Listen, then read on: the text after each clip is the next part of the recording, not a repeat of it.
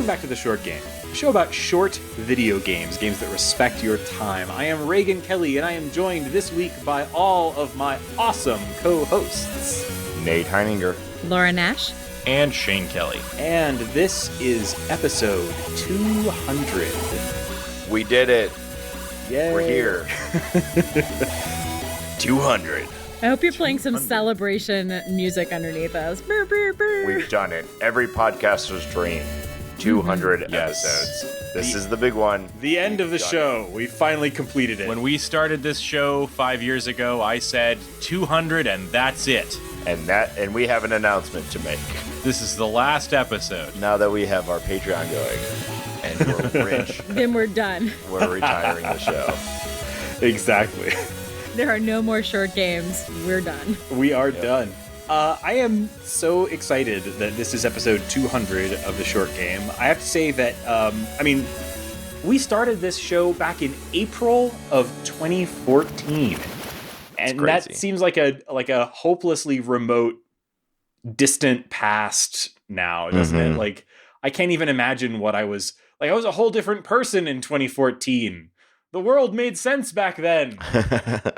Yeah, it's and in reality, we've done a bunch of unnumbered episodes that have just sort of like popped in the feed as well, right? So yeah, we've had some aborted experiments with things like "quote unquote" short-episodes or other stuff like that, where we're like, we can do these little one-offs that are not part of our numbered episodes, and then we were like, that was a bad I believe idea. we used the term short game shorties.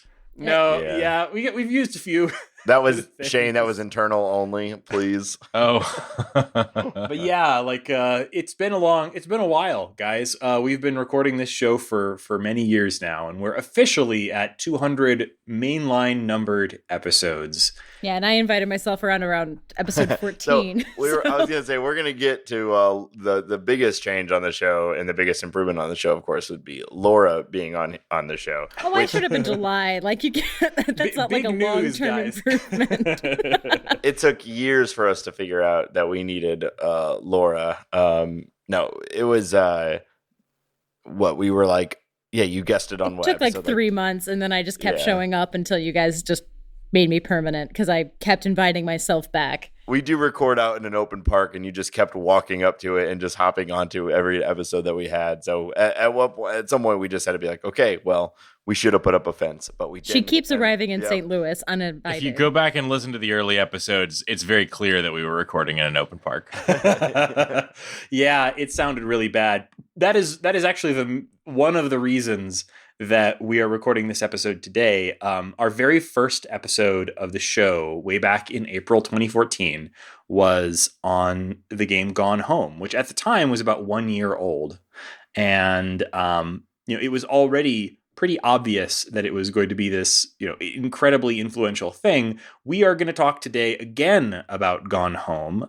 Before we dive into talking about Gone Home, I want to talk more about how much I like you guys and how glad I am that we've done this show. But I'm glad that we're returning back to the topic of Gone Home because, 6 years later, after the release of the game, we're, it's still relevant. So, we're returning back to it to record an episode with audio quality and just sort of practiced editing and flow that were just completely lacking back then. Please don't go back and listen to episode 1. This is here to let you not do that.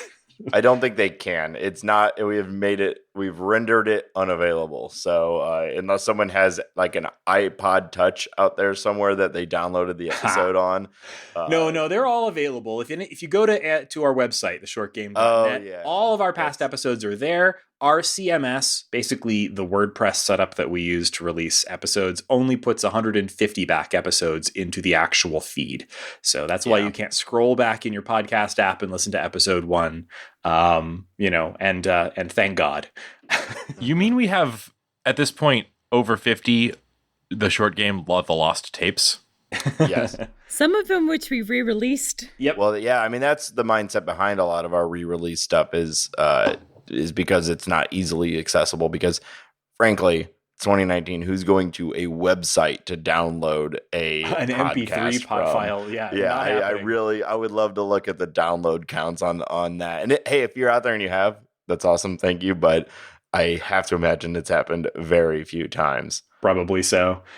But a lot has happened since we started this show. I mean, honestly, I did not expect us to still be doing this thing after 2 marriages, 3 babies being born, multiple moves. I've moved several times. I know you guys have as well.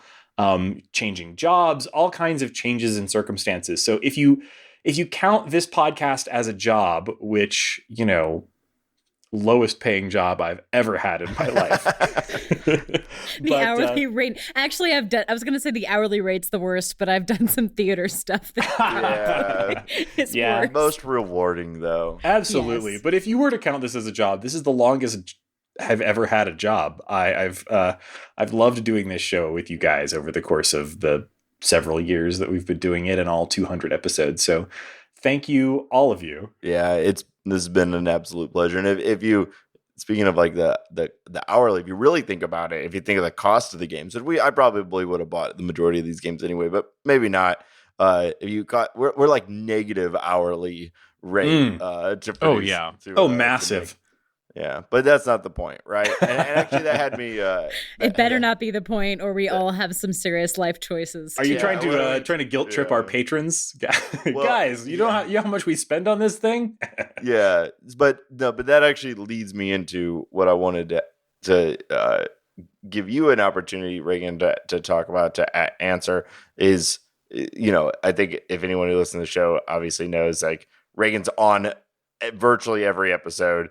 When he's not, we're like, hey, this is one without Raygan. It's going to be me, Laura, and Shane, or whatever. It's noticeable. Raygan does like all the editing and more or less is like the show runner for the show and was really the brain behind creating it. So I was wondering if you could put yourself back into 5-year-old Raygan. 5-year-old Raygan, and then push that however long after it was to 5 years ago Raygan. What was really the mindset behind creating this show? Why did you want to do this? It's funny because it's changed a lot since then. Way back in 2014, first of all, I'll be completely honest. Like, I love podcasting as a medium. I've always loved podcasts. I've mentioned this very rarely on the show, but Shane and I had a podcast when we were in high school that is not out there anymore. Dude, anywhere for you to find. I have tried so hard. You've hinted. I have some MP3 files on my hard drive. You will never hear them. They are horrible and embarrassing stuff. I have Googled so hard to find Shane and Raygan's comedy podcast. Yeah, but Shane and I had a podcast on iTunes when that was within the first year that was a thing you could possibly do. I really, really enjoyed doing it, even though we made 7 episodes and folded like a cheap something that folds up. And man, you've gotten so good at this. Still excellent after several years of practice. I've got a lot of practice. I know how to say this stuff. And so anyway, I'd always wanted to do a podcast again, and I just love the medium, and I love video games, and I had been thinking for probably a couple of years prior to the launch of the short game, like, if I'm gonna do a podcast, it should probably be about video games, but I need an angle. I need something that will make this show, give this show a through line other than just rando talks about video games. And eventually I think it was specifically Gone Home that kind of sparked for me that things are changing, that I personally have a particular taste for these short video games. At the time, it felt like that was something that no one was talking about. And it also felt like it was something that was pretty thin on the ground, that there were not a lot of games releasing, even though the indie game sort of revolution was maybe a year or two kind of underway already at that point. It still felt like no one was celebrating games for their brevity and economy of storytelling and so on at the time. And it felt at the time like this like novel, I must be the first person in the world to come up with the idea of like specifically curating a list of and talking, talking about the great things about specifically short video games. And, we had to like stretch our definition of that quite a bit, particularly early on. We played a lot of roguelikes that got kind of grandfathered in at that point. Yeah, we still do. That's a fact. I still think I still object to that. That was because we didn't have enough good short games at the time, and I let Nate lead me astray with FTL, and it set a precedent that I've never been able to to retroactively fix. But yeah, like that was what kind of brought it about then, but it's changed a lot over the years. The biggest thing that's changed is that, like, first of all, like, there are a lot more games that fit our thing, right? Like a ton more. Like I'd say like almost the majority of games that I hear talked about are pretty short these days. Well, our tolerance has dropped atrociously for long games. Like my bar for a game that's more than 12 hours is absurdly high now. Yeah. Like be Breath of the Wild or get out of here. That's so true. Yeah. Basically. It's absolutely true. Like I play one long game a year. It's like a thing that I have to pick out with like extremely careful precision. I had an 18-hour flight recently, and I was like, oh, good. I'll finally be able to finish Fire Emblem Three Houses, and I didn't. No, that game is not going to be one flight at all. No, that's changed a lot, and so is sort of the discourse. We talked on the show a few times about how every now and then, and it seems like at this point, every couple of months, some major gaming publication, somebody on staff has a brainwave that says, hey, did you notice there's a lot of good short games now? Or I prefer short games. And someone tried to call them dad games. And I was like, boo. No, I don't like it. Wait, who said that? Because I resemble that remark. And it's funny to me because sometimes I feel like people, these busy reviewers who are working in the games press, like that's not us, but like, these busy types who have to play, super long, Ubisoft dot explorers every few weeks in order to, hold down their 9 to 5. Of course they like short games. And so they come up with these articles every now and then being like, oh, thank God I did a short game. Now I can actually spend time with my family. And I love those articles. Don't get me wrong. But it's funny. It feels a bit different today. Like it feels like this is a thing in a way that it didn't back then. And I totally welcome that. So, our niche is now larger. And that makes making this show more fun, which is great. We have more stuff to talk about all the time. But it also feels a little bit like a vindication. I feel like, wow, we've been talking about this idea for so long and now everybody else is too. And, and thank God. So that's sort of where I'm at. I kind of want to reflect on what Laura just said there about dad games and can't let it go. I can't let that go because I just have to convey something that has happened a couple of times to me, but happened to me literally just last night. As I was hanging out at Coral Sword, playing some Magic: The Gathering, and talking about video games.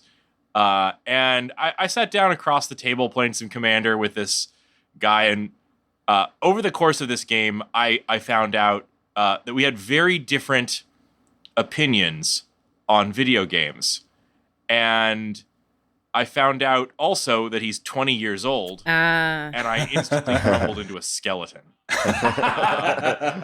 And the environmental storytelling. Yes. The fact of the matter is, without realizing, I have gotten to a point where my time is so much more valuable to me than my money. And even just over the course of the last few years, this has become just incredibly true.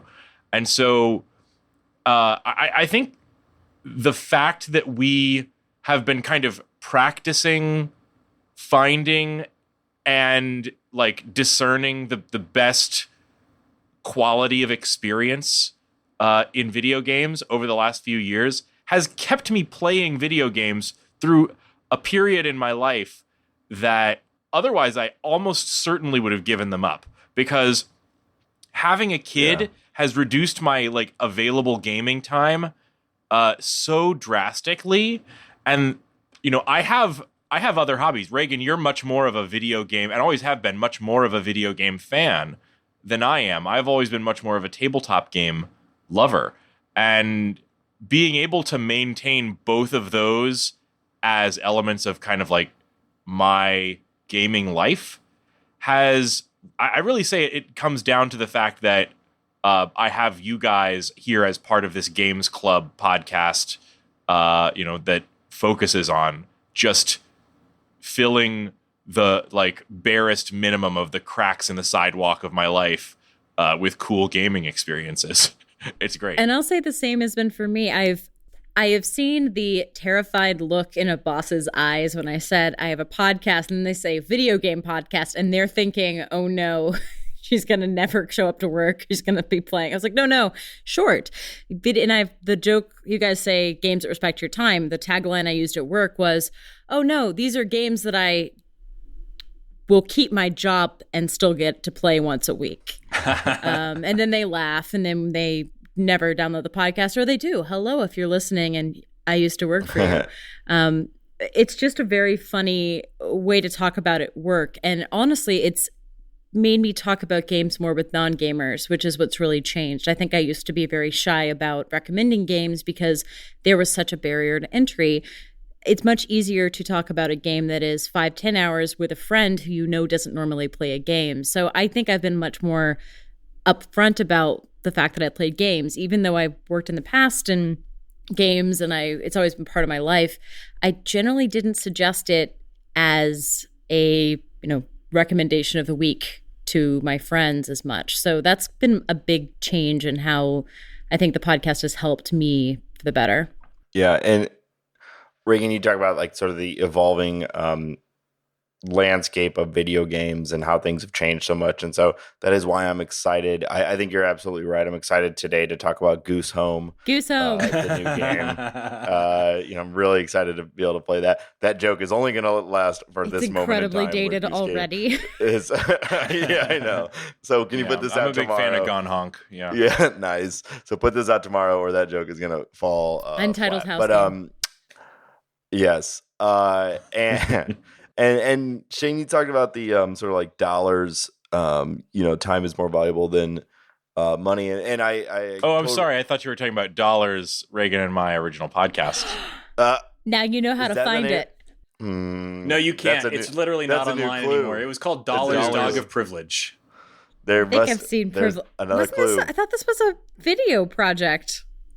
No, it was all podcast. I might have seen some promo pictures. I have a new clue for my my search, but so I definitely agree that that I'm looking for things that are more worth my time, right? And so like the games that you spend $60 and you get 120 hours out of, you're probably only doing something that's like unique and fun for like 5 or 10 of those hours at the most. I also feel better about where the money is likely going, and my time is spent with the games that we play for this show. We definitely have some games that are AAA title, and not that they're undeserving of money, but I love that the games that we tend to play also have a much smaller development team, and I know that a much higher percentage of the money that I am spending on these games is going to go right into the hands of the people that actually made the game and actually spent a lot of their life working on it. And I don't tend to think about it too much about how much did this game cost, because these games are priced so well, right? We're doing like $5, $10 games. Sometimes like the most we get to is 20, and I think I get as much meaningful time from those games as I do a $60 game. Totally. So I don't know how much else we really want to belabor the point of like, hey, this podcast is fun to do and has been great. Yeah, right. For a long time. I really appreciate all of you guys and sticking with me and this. Like I've had a absolutely wonderful time doing this podcast over the last 200 episodes and roughly 5 years, and I will see you back here again in 400 episodes, and we'll be saying all the same stuff. But I just love doing this, and it's yeah. But at that time, we'll be recording on the moon. Yes, finally. I'm very much looking forward to our mooncasts. Oh my God, Skype is gonna crap out so bad when one of us is on the moon. No, it's Moon Skype. We already Moon have Skype enough is trouble with time zones, guys. I am not dealing with one of you guys living in space. No, we're all. Question: which of us is most likely to live in space? We're all going to the moon. All of us together. Oh, roomies. I have a dream. Don't take this away from me. So thank you to all of my co-hosts. Thank you to all of our listeners. Thank you to all of the patrons on Patreon. A big change recently on this show is that we have become Patreon supported, and that's been an exciting thing as well. If you aren't aware, I'll keep this brief. This show is supported by listeners on Patreon. And if you are interested in supporting this show going into episode 201 and beyond, then you can go to patreon.com/theshortgame, and you'll find an easy way to support us there. Even the lowest level $1 a month makes a big difference to us. You know, we see every one of those people subscribe. Every time you subscribe, we see that message, and it warms every one of our hearts.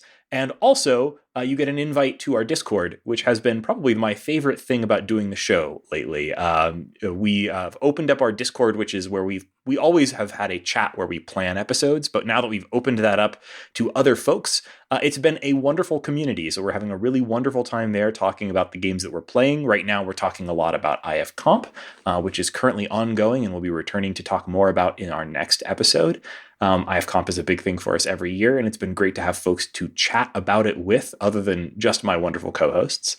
But of course, after that, we'll be returning to other great short video game topics. So we want to hear from you there. Please join us on Patreon and also, of course, on Discord. It's a really fun time, and we really like having that community with our listeners. And we'll be adding other Patreon perks soon, too. We mentioned in the previous episode that we're going to be adding some patron-only content pretty soon. That's kind of a big step for us, so we're still sort of working out all of the details of how to create and distribute that, but that's coming along soon, too. So if you like the show, please join us on Patreon.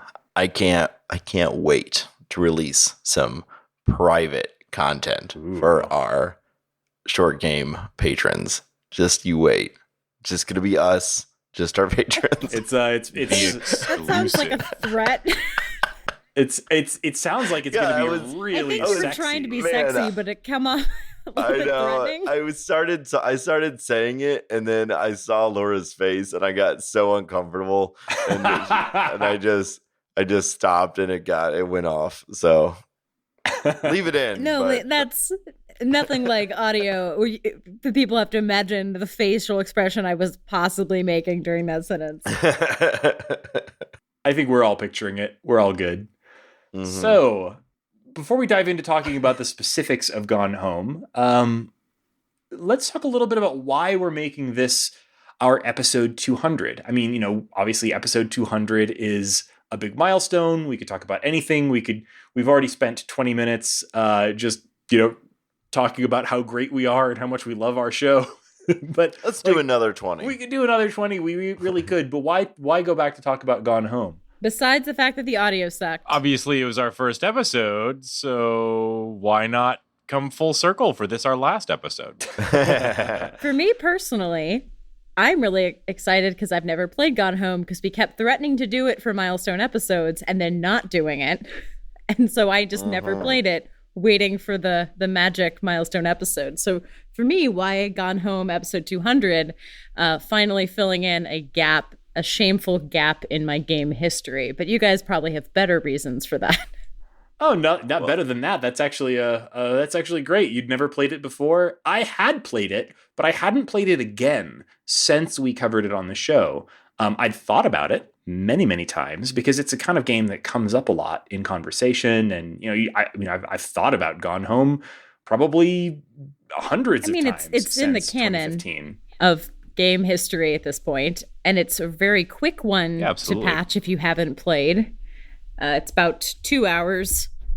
Yeah, it's sort of, I mean, I mentioned it as one of the games that sort of inspired the sort of theme of this show, maybe more than any other game, because it is just 2 hours, but it had a massive impact on me, and it has been a game I've thought about a lot over the years. And it's, the game is now 6 years old. And I think there's a few ways that it's still relevant. I mean, first of all, it's relevant because it's a good game, and we'll talk about all the ways in which it's a good game. But for one, it encouraged a boom of imitators, but not as many as I would have expected, actually. This was sort of the first game that got pejoratively called a walking simulator, and later on that term became kind of a dig. And then it's been long enough that first it was a dig, and then it became sort of like adopted as a thing that people were totally okay with calling their own games. But this game has had a massive impact on indies that we've enjoyed, like Firewatch or Ethan Carter, or there's a bunch of games that have taken this sort of style of storytelling forward, although less than I would have expected. When I first played this, I thought, like, we're going to see 10,000 games do this, and I haven't seen that many games do this over the years. Yeah, I think Firewatch is definitely the big one, right? And even that is not really the same. As I was replaying Gone Home, that struck me as well. Is there are hints of Gone Home in a whole lot of other games, but I feel like not many games have attempted to do so expertly what Gone Home did, which is just like, here's an area to explore. There are not really any guide rails. Like, you're just, the way that people play games is going to kind of guide you along it, and you're going to discover for your own self. There is a beginning, a middle, and an end, but you're going to kind of find it on your own. I don't know. There was nothing that has been exactly this game, and I think that's more a testament to how good Gone Home is, and not a testament to like its legacy, if that makes sense, or like the amount of people that want to like try to do exactly that. I think that the game's really forked at this point in Gone Home because it was controversial. This was a game where it stirred people up dramatically, such that they were all asking themselves, is this a game? And then you have one fork that just sort of said, well, hell yes, that's a game and we want to make more of it.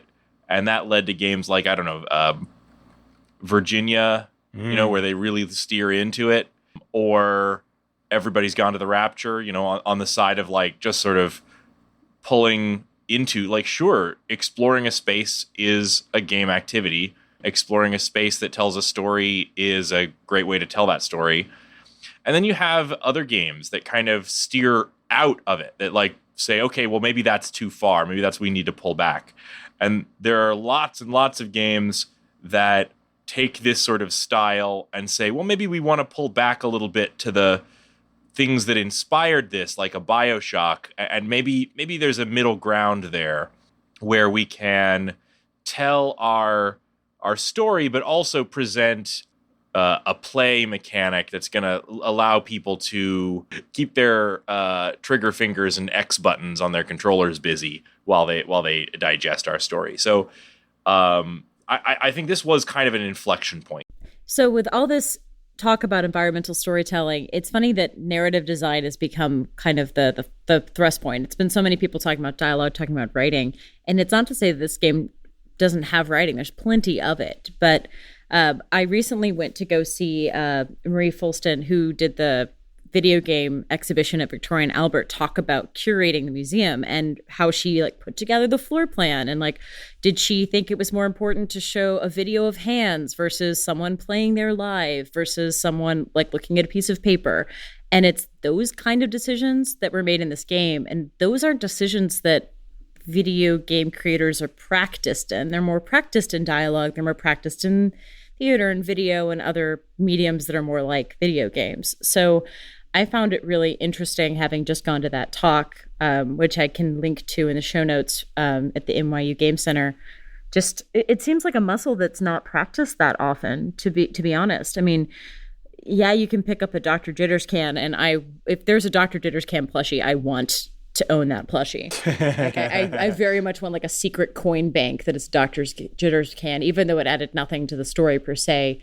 But Like, what is pick upable? What is underneath? What do you discover? What is a secret? What feels like a mystery? That's all stuff that feels like it's environmental, it's booth design, it's space design, it's physical design that's not necessarily in control of the designer. Like, it's not like it's a space that everyone sees. It's a space you have to interact with. It's not, it seems like a less commonly worked skill. What's sometimes lost in the conversation about this game, like this game brought the phrase environmental storytelling like far forward in the conversation. Obviously, this game did not invent environmental storytelling. People had been using the phrase environmental storytelling for almost 10 years before this game came out. But this sort of propelled that forward as like a central, like unassailable tenet of like, this is what people should be. This is one way that video games can tell stories that other mediums can't.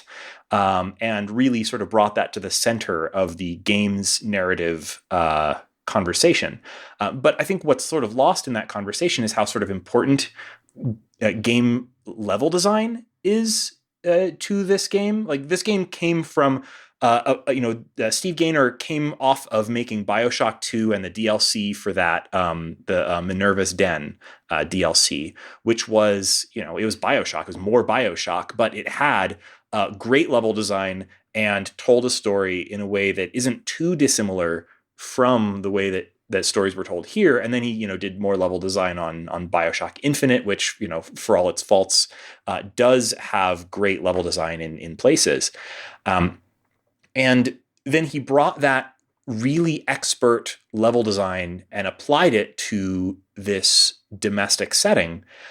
And that level design is what guides you through this game. I mean, we're going to get into talking about every little detail about the game probably, but like the thing that stands out to me so much about this game, what surprised me almost going back to it after almost 5 years, was how expertly the game guides you through the space with these sort of traditional level design ideas, the kind of like Disneyland level design ideas of like, here's an important object or important space or a big fixture for you to look at, and sort of almost subconsciously guides you through the space of the house in a way that feels totally up to you, but actually has a kind of a forward motion built into it through the level design. And in some ways, I think that's interesting because like that aspect of it, this game has had a massive influence on indie games, an even bigger influence on AAA games. After the fact, because that's something that you still see in AAA games. You see this style of storytelling cropping up in games like Prey and Uncharted and things like that for years afterwards. This has had a massive, massive impact on the way that games, small games, indies, and even the biggest AAAs try to stage or tell their story through their spaces. You're going to find crumpled up paper in trash cans in every AAA game. Or you walk in a room and there's a desk and the only light in the room is the lamp on the desk is turned on. So you as a player, like, yes, you may not go straight to that lamp and you may decide to go left or right or whatever, but most likely that's where you're going to go first.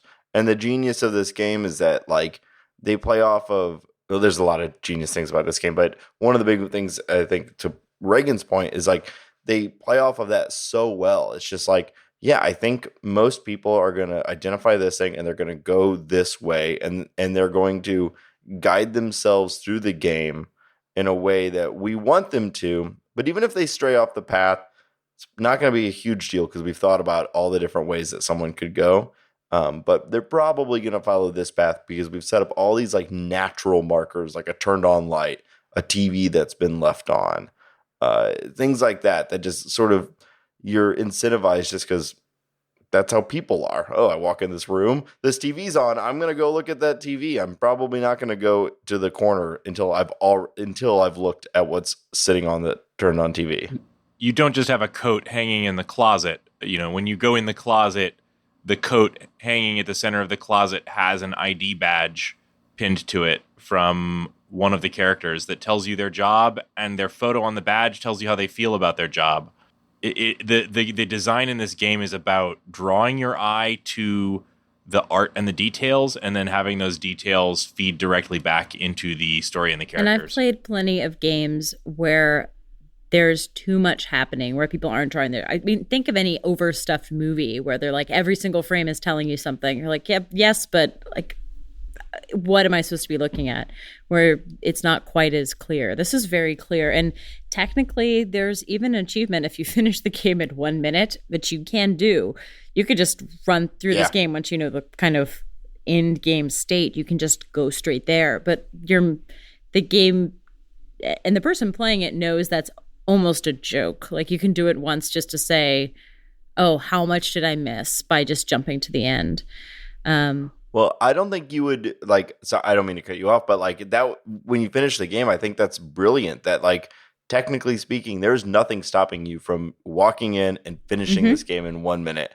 And I would be very surprised if there's a single person who played this game who did not know that did anything close to that did not go through the normal path or uncover the full story as they expect you to.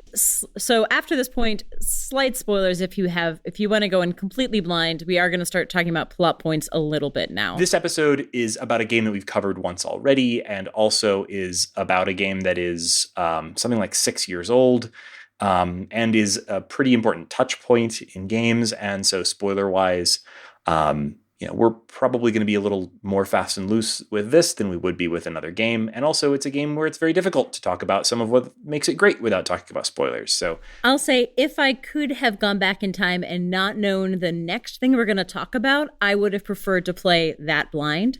So it's worth playing if you haven't and you really want to go full blind. But we are going to start talking about plot points.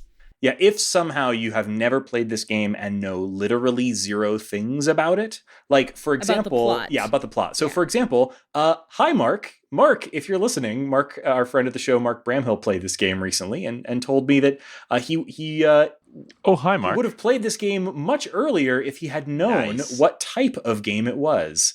As would I, but I think I would have enjoyed it more. Yeah. We'll talk about that after. One of the things that I think this game also... I wouldn't at all say pioneered, but like it did open up more space for games with sort of down-to-earth stories about people in the real world, naturalistic stories. And specifically, I think it opened up some space for queer stories in video games. We're going to talk more about the specifics of the story, but like this is a game where a young girl sort of discovering that she is gay is a really important central part of the story. Or more like her family discovering she is gay. Yeah, that's true. Yeah, well, so you're sort of you're coming home and why is everybody gone? And it turns out that in almost every way, that central mystery of like why is everybody gone kind of comes back to your sister came out to her family and there was fallout from that. Specifically that, like, I don't think we would have seen A Life is Strange without Gone Home. We wouldn't be seeing games like, maybe we would. These things happen on their own, but like this sort of opened space for things like, for all its potential, I haven't even played the game yet. No one has, but for all its potential faults, something like Last of Us 2 having a main character in a massive AAA game being a gay woman that is central to the story, apparently, from what we're able to tell. And there, that's not some side part of the game. That is a totally out there in the first reveal trailer part of the thing. Like, this is somewhat of a pioneering thing. This was something we didn't see very much back in 2014 or 13 when this game came out.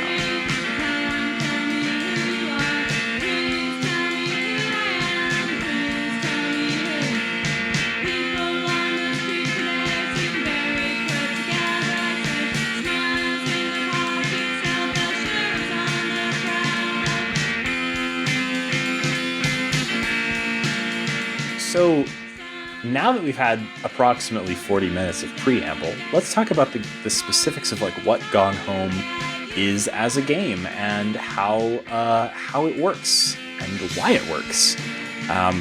Gone Home is a exploration-oriented first-person adventure game. That's the best I'm able to describe it. The official description of the game, which I think still stands up as pretty good. June 7th, 1995, 1:15 a.m. You arrive home after a year abroad. You expect your family to greet you, but the house is empty. Something's not right. Where is everyone? And what happened here? Gone Home is an interactive exploration simulator. Okay, maybe that's better. Interrogate every detail of a seemingly normal house to discover the story of the people who live there. Open any drawer and door. Pick up objects and examine them to discover clues. Uncover the events of one family's lives by investigating what they've left behind. Go home again. I question the use of seemingly normal house because I have never been in a foyer that big. Yeah. Oh, man. Yeah. There's so many things that, like, upon replaying that, I was thinking about with the setup of this game, because I was thinking, okay, so I'm a college student. I get home at 1:15. I'm expecting my parents to be there, and they're not. I would probably just go sit on the couch and watch TV. And be like, they're probably out. I feel like I would go to bed. I'd assume my sister snuck out. I mean, there's a note on the door, but I would probably, like, if I'm a selfish person who just got off an international flight at 1 a.m., I'm probably exhausted, and I'm just going to go pass out. Take a shower. Yeah. Instead, you proceed. Instead, I start rifling through every single drawer. I mean, true, the note on the door is a little scary. Yeah, but I don't know if I'm going into every room of the house, opening every drawer and reading every loose piece of paper that I can find. And that is why you'll never discover your family's history. I mean, good point. I also, it made me think, like, if I vanished, could someone go around my house and just, like, piece together, like, who I am by all of the, like, random writings that I have? Like, no, I don't know. No, it would all be on your phone now. Yeah, I guess it's 1995, right? You had to, like, everything was documented. Though I do have, much like the father in this game, I do have a board on my wall where I just thumbtack conspiracy theories to it. What if JFK was not JFK? Has anyone thought about that? I have. That's why it's on my thumbtack board, and I was glad to see it represented. Yeah, I really saw myself in this game too. Yeah. So specifically, there are some things about that setup that allay some of those bizarre elements. One is that this is not her family home from before she left. While she was away in Europe for the year, her family moved into this house, which her father inherited from Uncle Oscar, from Weird Uncle Oscar. And this is the Psycho house. Presumably I forget exactly what the details are there. Somebody committed some kind of crime or something? Yeah. Uncle Oscar was psycho. Yeah, Uncle Oscar was psycho, or is known as a weirdo. And the house is considered the Psycho house by all of the people in town.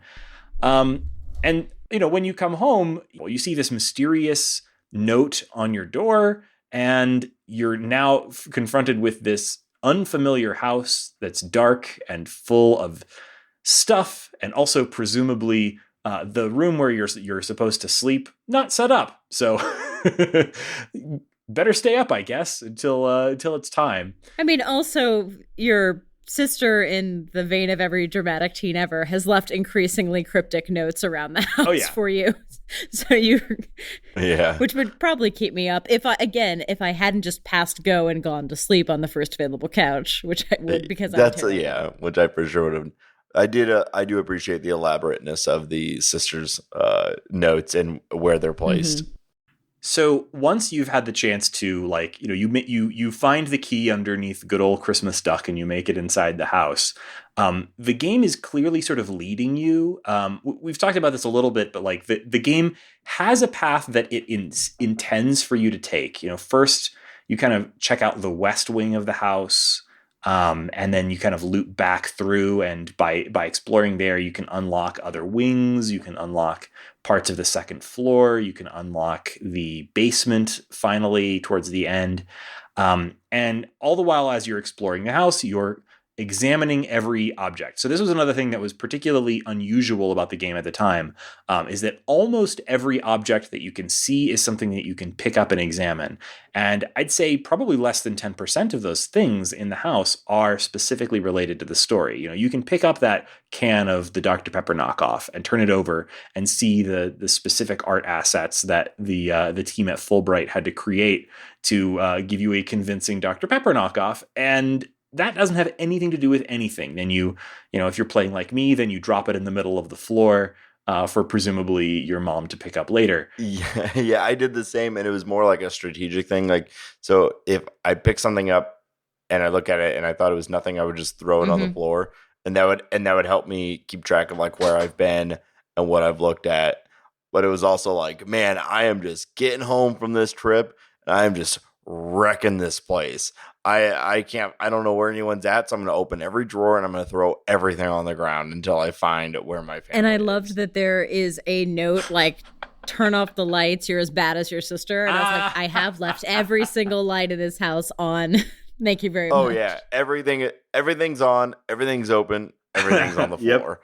I will figure this out. We sent her off to Europe thinking we'd finally have some peace, but the human tornado has returned.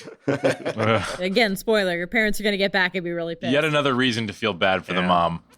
Yeah. And the level design sort of very masterfully leads you through the place, exploring the story at your own pace. I don't think we need to talk about specific rooms, really, or, I mean, you know, we could talk about specific objects or notes or what have you if anybody's interested in doing that, but I'm just sort of interested in talking about like the story itself and how that story is kind of related.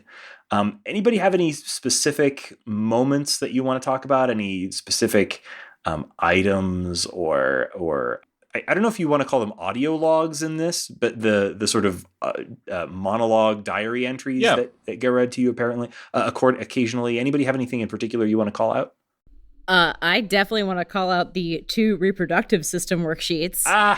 The fact that there are 2 of them. So early in the game, you find this worksheet that is on the, reorder the sentences for the menstrual cycle. And it turns out that Sam has written a detailed 2-page story where she does sprinkle in everything about the menstrual cycle, but it's mostly about like revolutionaries on a train getting bombed.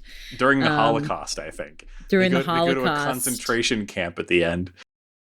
Exactly. But then in the basement towards the middle of the game, middle end, you end up seeing your own version of the story where you got a check plus because you just put them in the right order because you're a good normie student. Also related to menstrual, there are tampons only in Sam's bathroom. And I was like, correct. Good job, game, for putting tampons in the bathroom. There are so many little objects like that. Like it really does feel lived in, and it really sort of feels like they like spent a while walking through a house and just making a list of every single object you could possibly encounter in one of these houses, and every single thing. So much loose paper. And yeah, the paper. Like my God. This is 1995. So there's no computer in this house. Everything is written down somewhere. But so much paper to read. Yeah. The thing that really carries you through is that each room is really dedicated to a different character or set of rooms. You're spending time with these people by spending time in their space, but it also kind of tells you something about these characters being pushed away from each other because they're not spending their time together in a common room. You know, the dad is spending his time in his like office or in the study or in the library, and you're learning about him like by seeing his writing, and you're learning about him by seeing all of his empty bottles and his boxes and boxes of unsold books. I mean, this is a house that's full of boxes of things. It feels like they've lived here forever, but in some ways they still haven't fully moved in, or maybe are in the process of moving out, or both. And like the mother, like she seems like she's mainly living like in like the kitchen, and I want to say like the garden shed area, And at work. Yeah, and at work. She's got this incredibly long commute, and it seems like everything you find about her is about her work life. She's clearly out of the house more dedicated or more interested in what's going on with her work than with her apparently maybe depressed and almost definitely alcoholic husband who's maybe distant or something. Yeah, but she's got her art studio, you know. She's looking for a way to like express herself. And then Sam is everywhere else in the house. But like in the walls. Yeah. Sam's got a pretty low profile. And I think my favorite objects of Sam's are in a lot of her hidden spaces. Like you can open up one of the lockers and you notice that all the clothing in there has shoplifter tags. And oh my God. I forgot about that. Good call. Yeah, good which catch. is one of my favorite moments. It's not even, it's not, there's no attention paid to it. It's just there's 2 or 3 pieces of clothing on there, and if you stare, it looks almost like they're tags or just notes, but if you zoom in, they're shoplifter tags. And it's those kind of moments that like Sam is living in the fringes of the house, and it seems like she has been for a while. Like her stuff's in the crawl spaces and lockers and her room, and she's left tapes everywhere, but like her family kind of controls like a lot of the space. And then there's this deeper history to the house itself, because like there's all of these people who are currently living there, but then there's like the weird uncle that they inherited Uncle the house Oscar. from,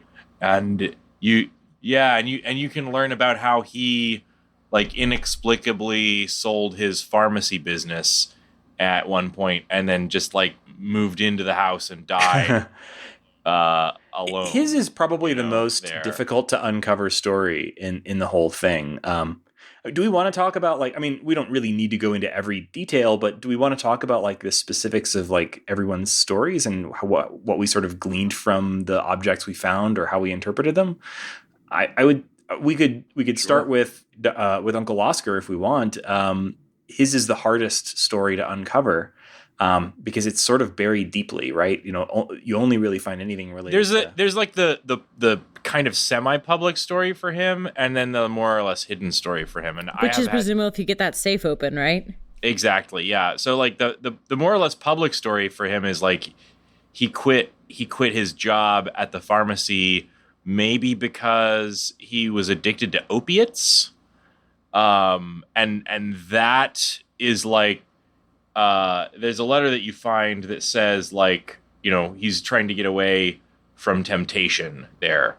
But then there's also like I think a theory that I think is substantiated in the game if you've dug up enough that I don't think I ever actually got the safe open. But did anyone get the safe open? Because I think there's another potential theory if you get the safe open. Yes. So I didn't actually in this current playthrough, but I did in my previous one way back. And yeah, so there's this sort of, first of all, you find some notes about Uncle Oscar giving or, you know, willing the house to Terrence, the father. And it's, there's some cryptic stuff about that. And, you know, it's unclear why, he's willing his house to his nephew. And some of it seems like he's doing it as an apology for something implied in those letters that you can find up in the father's office. When you dig into the basement, there are things in the safe and in some of the other letters and so on to imply that that Oscar abused Terrence in some way. It's never really clear specifically how, but then it's also really obvious. So it's also clear that this happened in 1963, the same year that JFK was killed.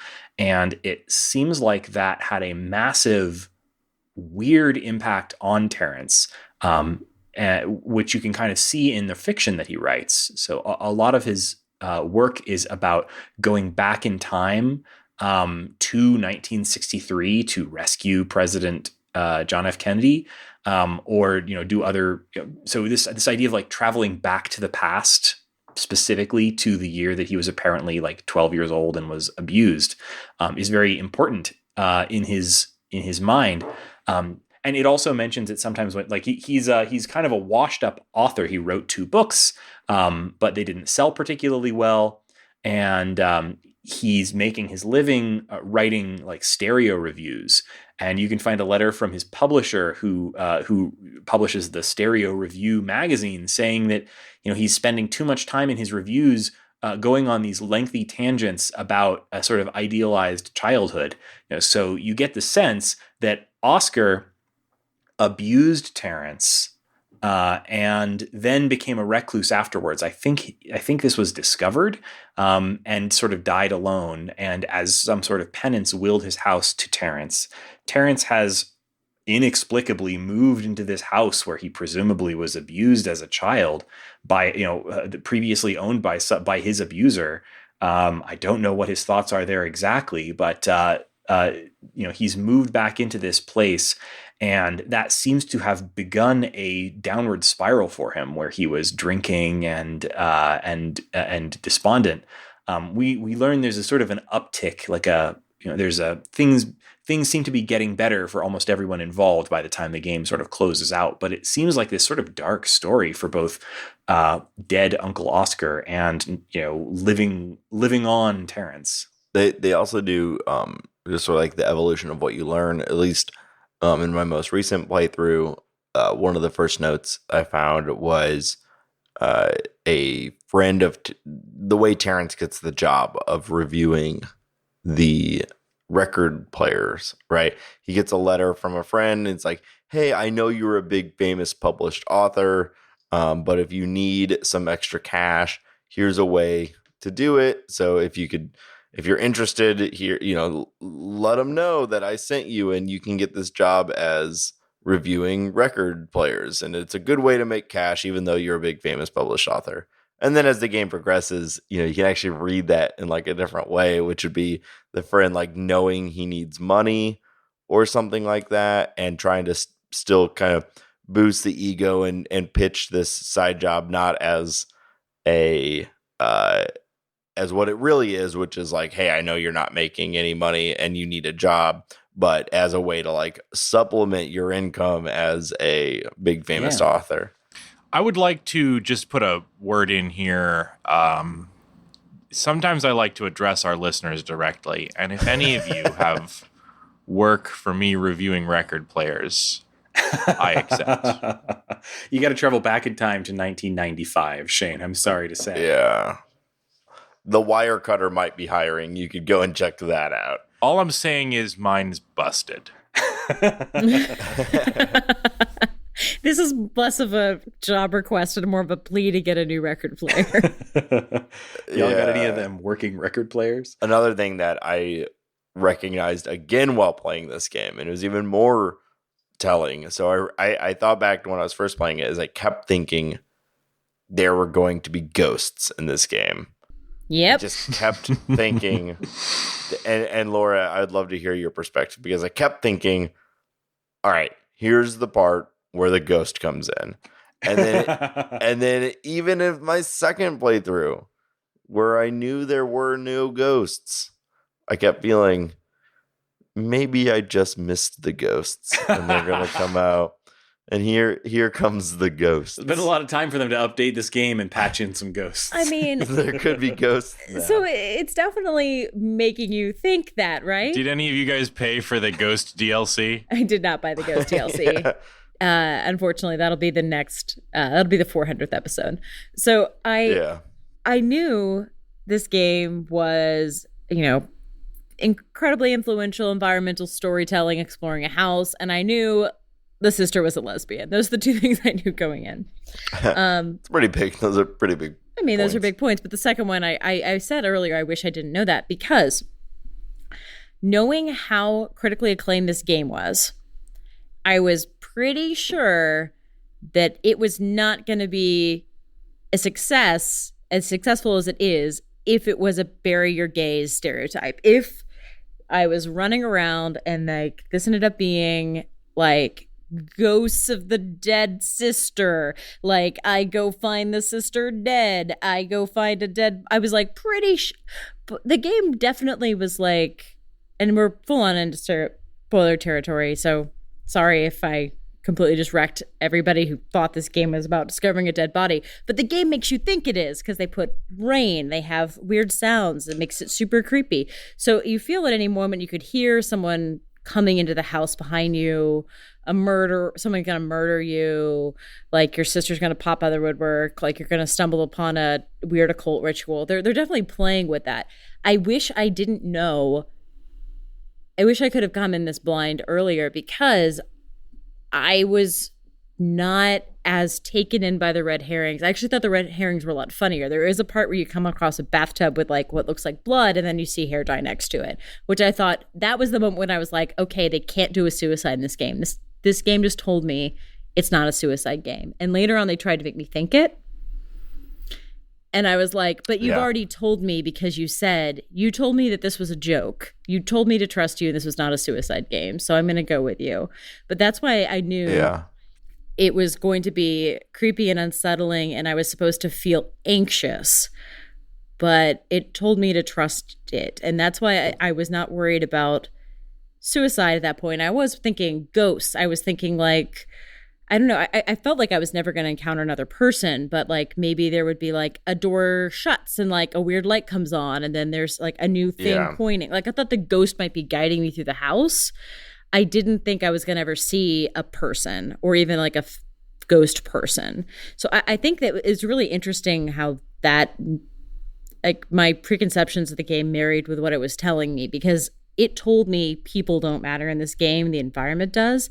But I did think like, maybe the light going off in this moment is the ghost. Like maybe I'm supposed to actually believe this ghost is here saving my sister or saving me or something like that. I thought it was going to be a little bit more handsy, I suppose. Like, yeah, I think especially the fact that there's like these, you find the place where Sam and her girlfriend were doing like a seance to release Uncle Oscar's soul or whatever. And like, after that point, it's like, oh, definitely Uncle Oscar is going to be around here somewhere, right? But it's... Well, I expected like to go back to an area where I might have been before and the lights were off again or something. Like I kept thinking that the game might be fucking with me a little bit. It didn't do that.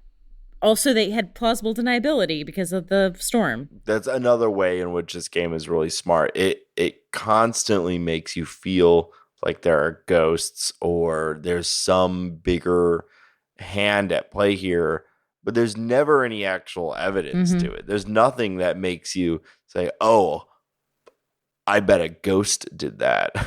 You know, it's more in this tone. Like the fact that you guys are so much caught on the idea that this might be a haunted house, that's I feel so intentional. Oh, yeah. Like this is this is a game where they really want you to be asking the question, like, is the house haunted? Up and to the very by who? end. Because it creates an effective atmosphere, right? And that's like probably the whole reason that we have any family history in the house, because we want to know about people who might have died here, you know?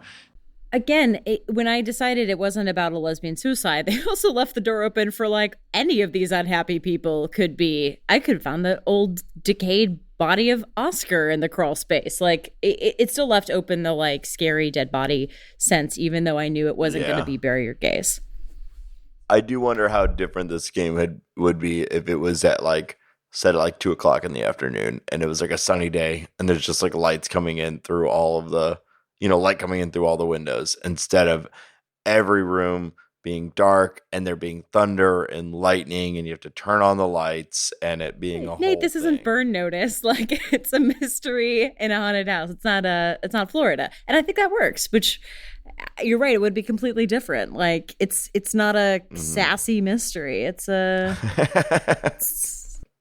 I've never watched Burn Notice. No one's but ever now watched Burn Notice. If you describe it as a sassy mystery, I guess I've been very much not knowing what Burn Notice actually is. I just know what it is from the like what is Burn Notice SNL sketch, but it's set in Miami. It's murder mysteries in Miami.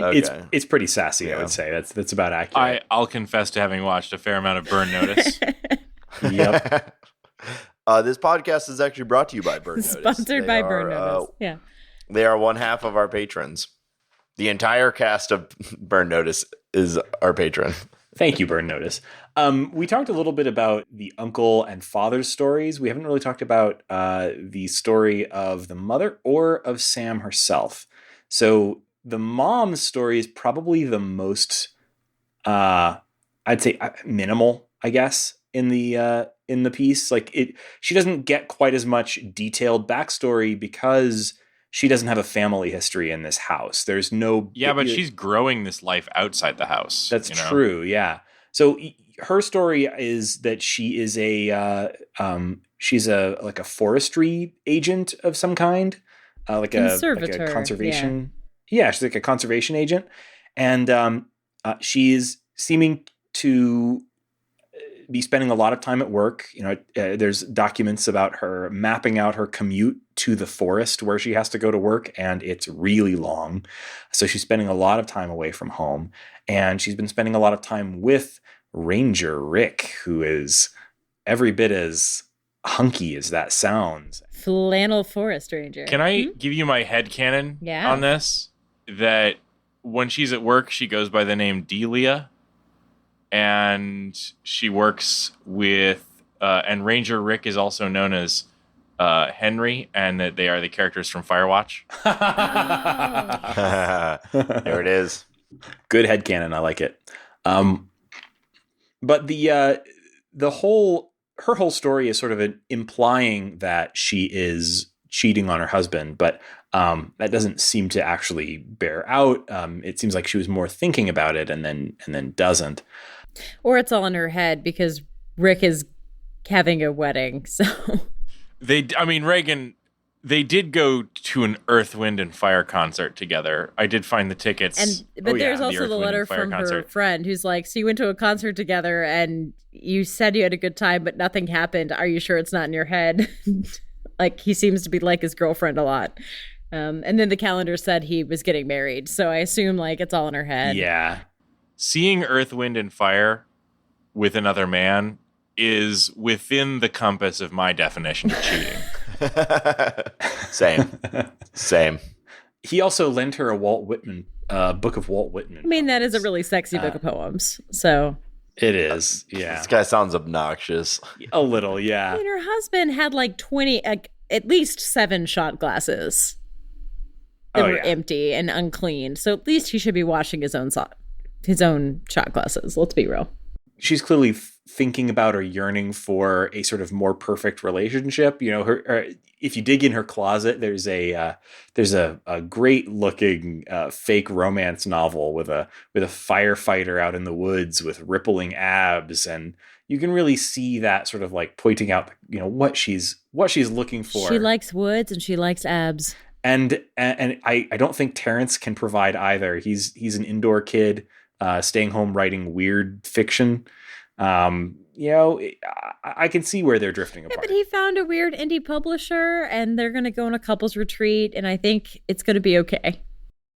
I really love how these stories sort of take that final act where you unlock the last area of the house with the garden and the father's sort of like screened in porch where he's doing some of his writing, and it sort of shows how things are getting better for them, which is funny because it seems like they've like their whole house is like filled with the detritus of their lives falling apart, and then in one tiny corner of the house they've got smidgens of evidence that things are on the mend. It's just very strange how things are I feel like they physically moved out of the bummer areas of the house and we're like, we're gonna write the garden now.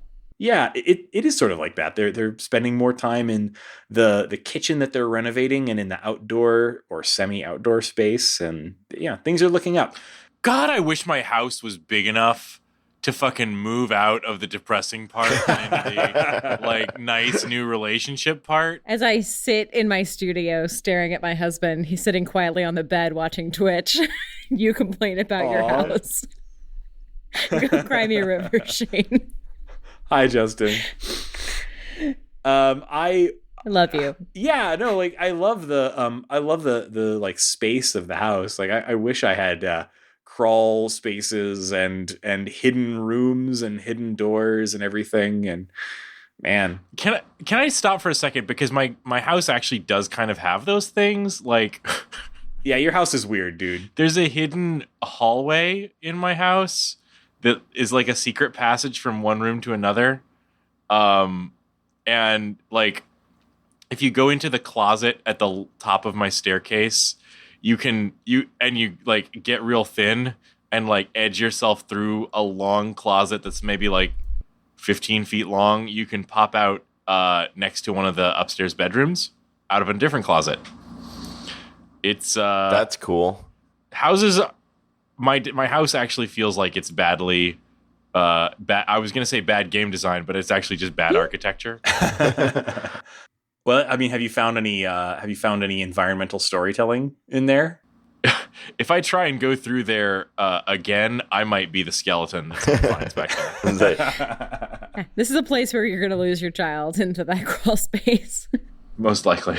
So I think we should talk a little bit about sort of I wanted to call her the main character. She's not the player character, but in many ways she is the main character. Sam, the younger daughter of the two daughters, and her story that's sort of revealed throughout this game. You can easily miss everything there is to know about Terrence, about the mom whose name is escaping me at the moment, about Uncle Oscar. You don't have to discover anything about any of them if you're not looking. You know, the part of the game is that you are looking, so you probably will. But Sam's story is the central story of the game, and you're going to pick up a lot of detail about her, who she is, and what has happened to her, which is sort of the central mystery of the game over the course of the game. And her story is really pretty, unique for games, or at least it felt like it in 2013. I think it pretty much holds up. Like I still really enjoyed her character and story. And even though some things about the sort of audio log nature of the, you pick up a random binder in a closet and you get a 3-minute monologue from the voice actress, maybe that felt a little outdated in some ways. It still really holds up for me. I think the overall story of the game really holds up. Yeah, I agree. I think even though I had all of these preconceived notions, like I felt safer than I think I should have playing this game. I don't think that took away from my experience. I think it's still a really lovely piece of work. It's funny, I was popping those tapes on all the decks, and then I didn't really like the music, so I was popping it straight out. Aw, I love it. Well, no, I thought it was fine. I liked some tapes better than others. But it wasn't really fitting my mood. I was in the cozy haunted house mood, and the punk tapes just weren't doing it for me. Another day, maybe I'll be more into it. I liked the zine though. Yeah, one thing to mention about this is the design. If I can just say, a huge portion of the design of this game is influenced by the 1990s Riot Girl style. I love the style. I think it's funny. I like the Riot Girl aesthetic more than I like the music. So I was really excited by the tapes, and I loved all the zines. And I think they actually found an old comic that was like a women smashing patriarchy thing that I was in love with. But I would pop the tapes in, listen for about a minute and a half, and then pop them out. So to each their own. I do think that the story holds up, and it's still really fun to delve into these people's lives in this way.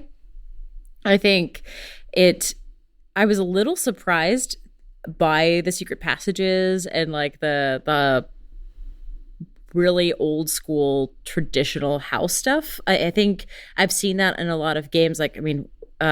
Edith Finch had secret passages and stuff. I wasn't expecting that in this game because it has such a reputation for being down to earth and normal and realistic that I was really surprised when they had kind of left field elements in this game. It's such a normal game thing. I didn't think it was going to show up here because of its reputation. Yeah, it's that BioShock design sort of rearing its head here. Yeah. You can't have part of the flow of the game is having a central hub. You explore outwards into the space. You find your way back, but along a different route, and find yourself back in that hub again. And there's only so many ways to do that without secret doors or passageways that you can only travel in one direction or what have you. There's only so many tricks you can pull there. Yeah, I think some of the secret spaces are kind of weird. But the game finds ways to make that seem reasonable. The Uncle Oscar had secrets that he hid in the house.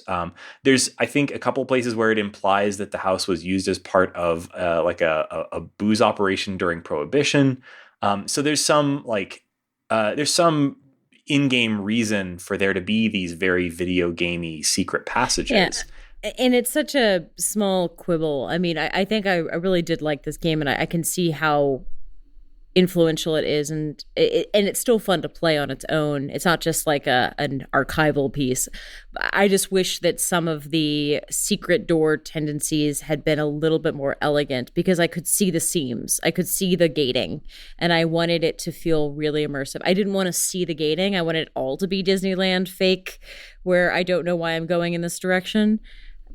It's a pretty minor quibble, but it did take me out of it a bit. Yeah, it does give you a map, and when you find like a thing indicating that there's a secret passage somewhere, like, hey, let's mark your map for you. So it is a little artificial in that way, but yeah, I don't think it detracts from the story. It's just part of the weirdness of like, these folks live in a weird house. This is a weird house. It's starting to figure out the language of how you do a simulator like this, because honestly, I use the map heavily, so I can't be too mad that there is a map. It's just something that made it feel a little less exploration-y and more like a mission.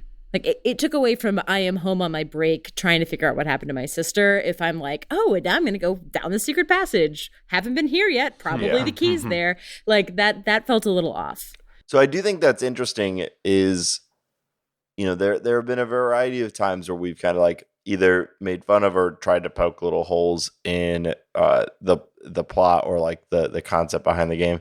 And Raygan has been very successful in identifying ways in which the game has at least tried to cover that. So like when I was saying, you come home and you just like start moving, start exploring and start digging around, like most people wouldn't do that.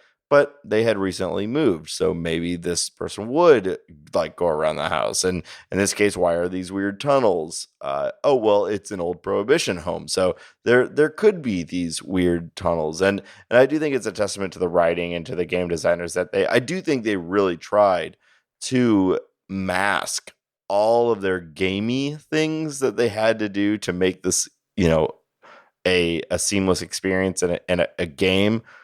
They tried to justify it. I think that, I don't know, maybe they could have done better, but I think they did a pretty good job of giving a plausible explanation for just about everything that you might think while exploring this house. Yeah, I felt, as I said, safe and guided, and I trusted the developers. I was in good hands. I just kind of... I also had an extreme level of hype for this game. So I was expecting like an insane level of polish and so this is a pretty minor quibble that seemed more important than it is, just because I'd heard so many good things that anything that took me out, I was like, oh, secret door, we're doing this. It's a pretty unfair criticism given when this was. They were adding so many new things that honestly, that probably felt the most normal to people playing the game back in the day. Yeah, in 2013, it felt sort of astonishing just to have the amount of custom, realistically depicted art assets in this game that it has. Like having every room be full of naturalistic looking props and have those props have textures that you can pick up and look at every side of them in relatively high detail. Like that on its own was very impressive in 2013. Less so now, because like today you could make a game like this by downloading a bunch of like soda cans and pizza boxes off of like the Unity asset store, right? But that I don't think existed in 2013. And if it did, I don't think they were using it. Like this isn't a game populated with a bunch of standardized assets. This is a really custom, fully realized house full of really detailed objects that all are sort of placed to tell a story in a very careful way. Yeah, it still stands up as impressive today, even though maybe the whole idea of like, let's do a game where the whole point is telling a story through environmental storytelling, maybe that doesn't seem like as big of a revelation as it maybe did in 2013. It still stands up as a great example of that. The only thing I have to add is that green apple soap is the devil, and I don't know why it's in all the bathrooms. What green apple anything, really. I like green apple as like a flavor for a candy, If we're going to do it for anything else, get it out. Yeah.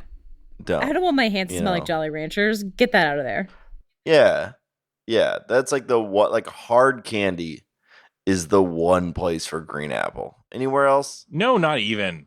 Get it out. Literally, actual real fruit is the one place for green apple. And even And so, that's I it. prefer Honeycrisp because I'm basic. Well, of course. Honeycrisp is the supreme apple. Although, have you had a Galaxy Crisp? You're blowing my mind, Nate. Catch up. Wow. Catch up. At my local store, they're selling something called jazz apples, and when I see those, I think to myself, like, is that a Colorado thing? Does this mean there's weed in them? Yes. No and yes. No, it's not a Colorado thing. Yes, 100% of jazz apples have weed in them. Gala apples for life. Gross. What? Oh. I feel like this is our What is natural this? time to segue into what's making us What happy. is this, Yeah, maybe 1752? so. I want to sum up a little bit first. Like, Oh, wait. Is any of that going in the show? absolutely apple it talk? is. Maybe me yelling about soap, Absolutely are. but I'll put in a chapter marker for it. It's time for us to talk about apples.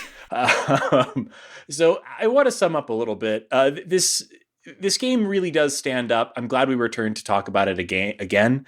I think, environmental storytelling in the years since 2013 has become a little bit of a meme. Like, first, it was just, one part of the game design vocabulary, right? And then it became this venerated idea that, like, every game needs environmental storytelling. This is how you tell stories in games. And that's because probably of Gone Home. This was so influential that people were trying to imitate it in every way. And it became this sort of buzzword in game design discussion that became almost a little silly. And it's also one of those things where you can see this used badly. If somebody wants very much to put environmental storytelling in their game, but they don't really give the kind of thought that this game gives to it, you can end up with just like, here's a skeleton sitting next to the 5 items that defined who they were as a person in life, right? Like, that's environmental storytelling. Here's a skeleton next to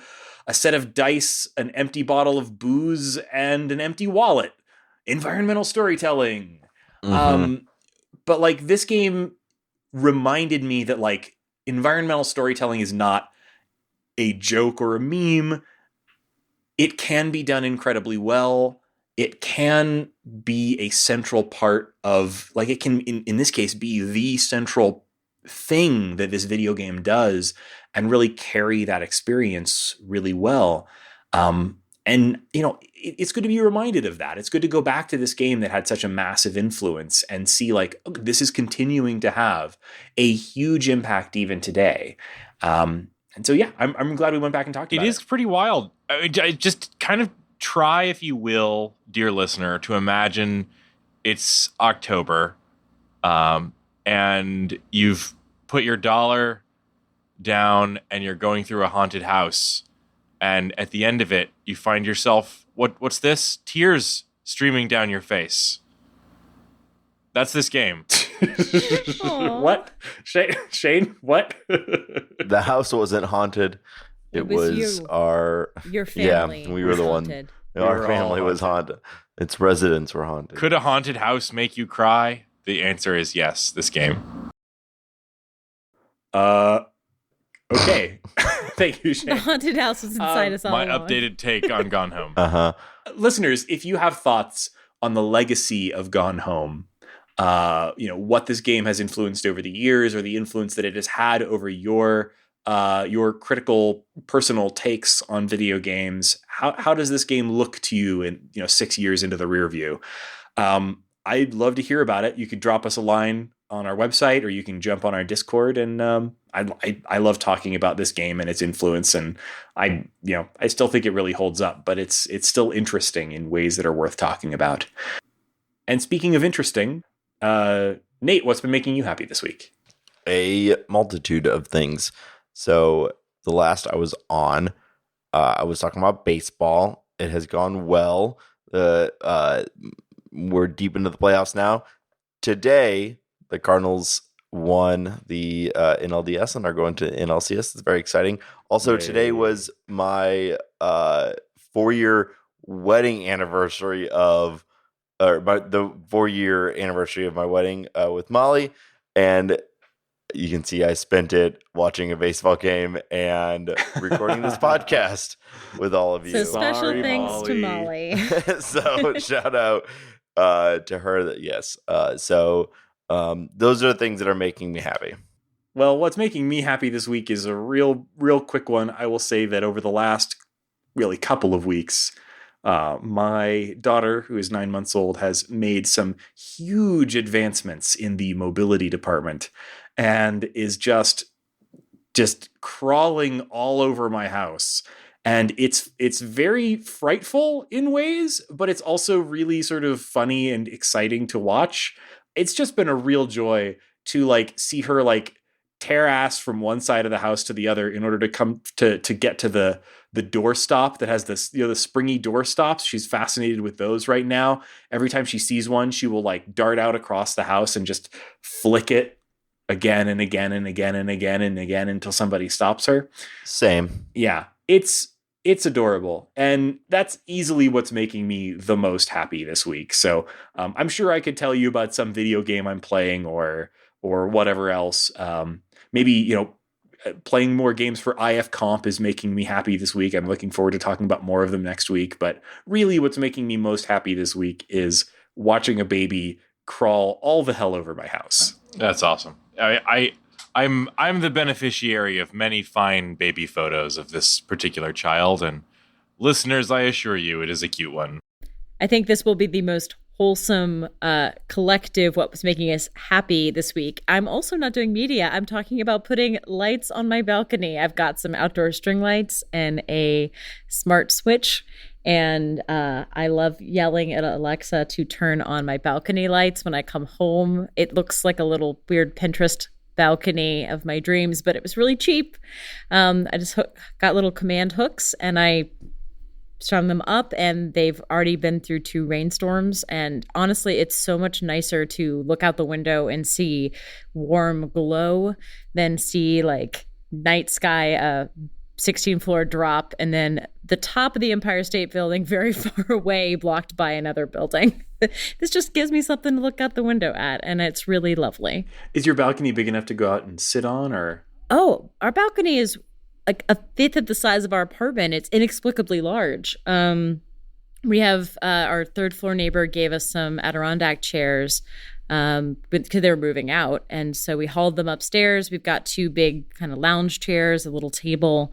It's quite nice. If you're standing over the edge, I think you feel like you're going to fall. I need to get used to some, anxiety of being on the porch, but on the whole, it's a really pleasant place. And now that the temperature's dropped, I've had coffee out there several times. It's quite charming. I love that. That's so great. Shane, what's making you happy this week? Clued in listeners might have noticed that I've missed some episodes lately, and it's because I've been doing a lot of travel this month. I'm actually traveling. Well, you've caught me in between my trip to Bulgaria and my trip to Paris, and later this month I'll be going also to Bangalore, India. So I'm on the road a lot. But this is my 3rd trip to Sofia, Bulgaria. And the thing that I've found that I absolutely love from Sofia is their sheep's cheese. They have this kind of sheep's cheese that is used as a part of a salad.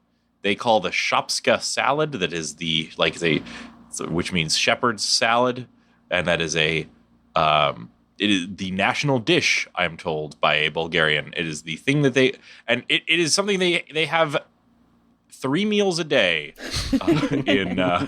in Bulgaria. And the key ingredient, apart from tomatoes and cucumbers, is this delicious, salty sheep's cheese. I love feta cheese, but if you can imagine feta, but in a large block and like wet, I guess. I am not a describer of cheeses. I do not have a cheese podcast. But my first trip, I discovered the cheese. My second trip, I tried and failed to bring the cheese home with me. And now, here on my 3rd visit to Bulgaria, I have successfully brought home a large block of Bulgarian sheep's cheese. And that is what's making me happy this week, is all my delicious cheese. Yum. That is lovely. That's making me happy. It's making me hungry. And listeners, you have been making us very happy for 200 episodes now, plus some addenda and other stuff. We've really been thankful to have the support from our listeners that we've had. We've really enjoyed every interaction we've had with you. If you have, please continue. If you have games that you think we ought to be covering, if you just want to tell us what you think of the show, et cetera, just reach out. We're on Twitter @_shortgame, or you can go to our website, www.theshortgame.net. We have a contact form there, or you can email us, info@theshortgame.net. Several easy ways to get in touch with us. Yes, and if you'd like to give us a birthday gift, you can give us a review. Hey. Yeah, our show is on iTunes and it's not iTunes anymore, Apple Podcasts and all of the other podcast platforms. If your podcast platform of choice offers the option to leave reviews, please do that thing. It makes a big difference, especially on Apple Podcasts. It is the big one, and I'm told those reviews make a lot of difference, and we read every single one and appreciate them very much. We also appreciate our patrons on Patreon. You can go to patreon.com/theshortgame or click the Patreon link at the top of our homepage.